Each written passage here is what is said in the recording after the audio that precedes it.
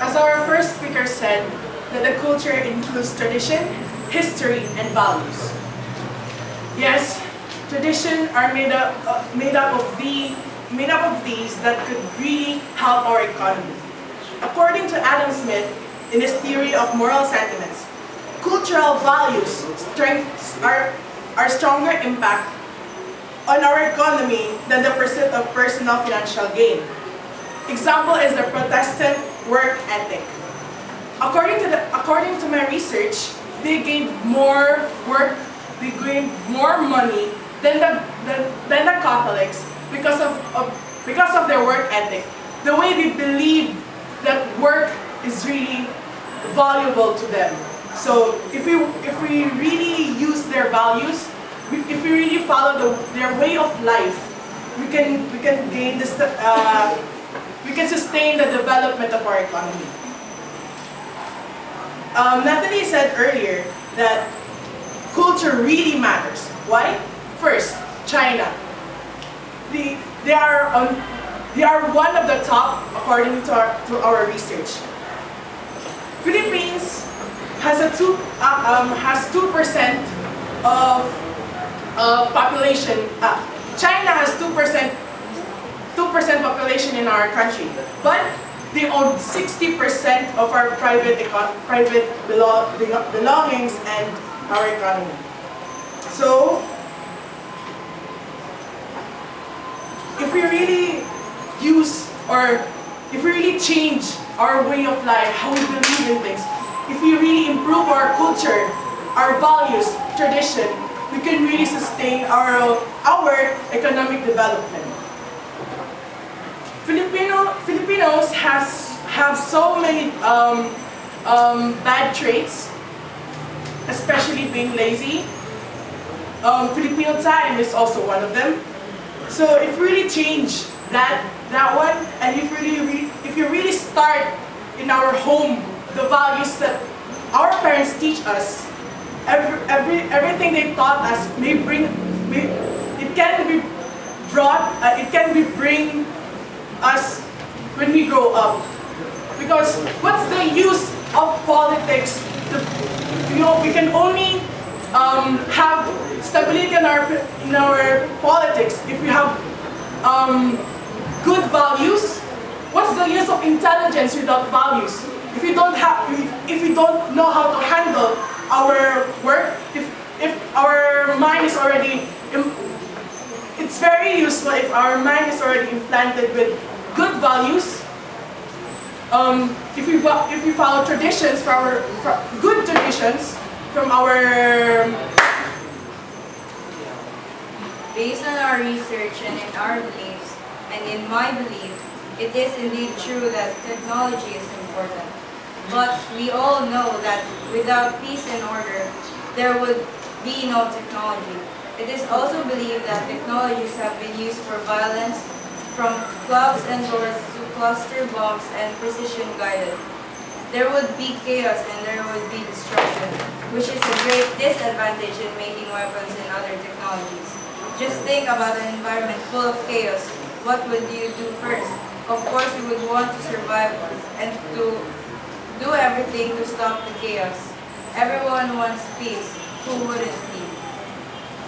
Political stability too is important, especially in an economy. But peace and order is much more important since the word itself says political stability. And without peace and order in an organization or in any other groups, there would be no stability. There would be conflicts between government officials, which will also greatly affect the people and the government itself.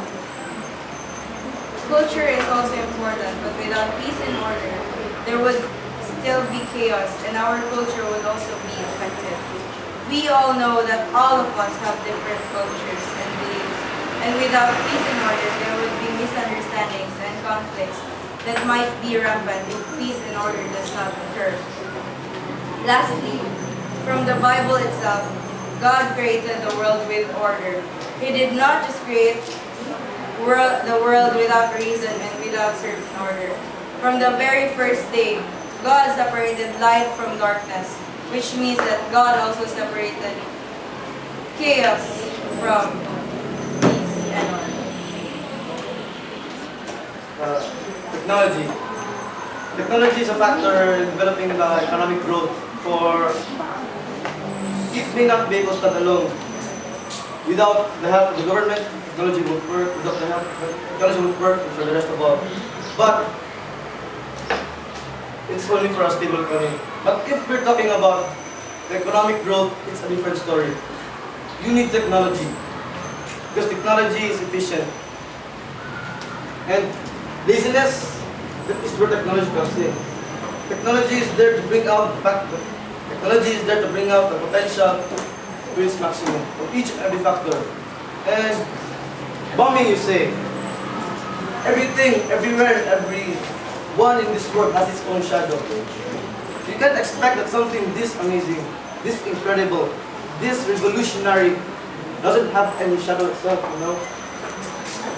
Because, think about it. We cannot deny the fact that technology itself helped us grow as an economy and as a human as a whole. And Finland, for example, what makes them so successful? They have perfect progress in each and every sector. But what makes them very successful is because they put technology in every aspect. They put technology in their government. They put technology in their culture. They put technology in their peace and order. What is the result? Economic growth, economic development, and national development. Yeah. Fine. Technology might need you to create an economy. But if you need to grow, you need us more than we need you. Because creating an economy that is stable is completely different from creating an economy who is willing to grow, who is willing to reach the national development. So, create an economy where government rules. Create an economy where peace and order is very high.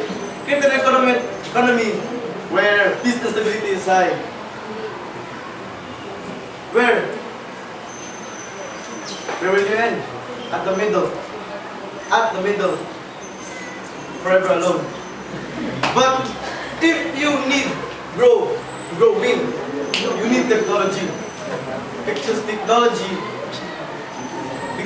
is efficient, which allocates the unlimited human needs and wants. Because that is what the present generation is looking for. Everything is useless without government. Our government facilitates everything, as in everything.